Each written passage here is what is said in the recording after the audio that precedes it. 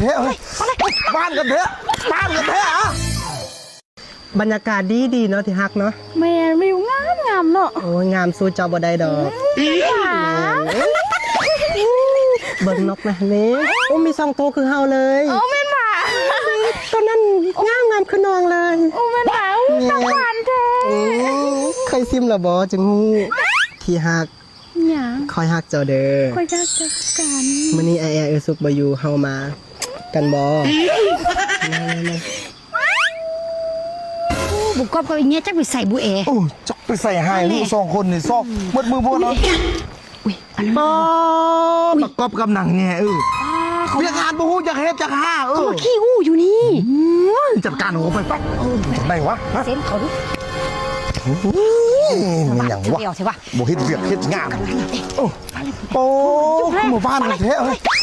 บ้านกันเถอะบ้านกันเถอะบ้านกันเถอะบ้านกันเถอะมันเป็นยังไงนะโอ้ไปส่งเฮ็ดเวียกเฮ็ดงานแม่มาอย่างอยู่นี่ฮะเวียกบ่เฮ็ดไปยืนเฮ็ดยังอยู่เนี่ยสมุนกินนักกันฮะเห็นเบี้ย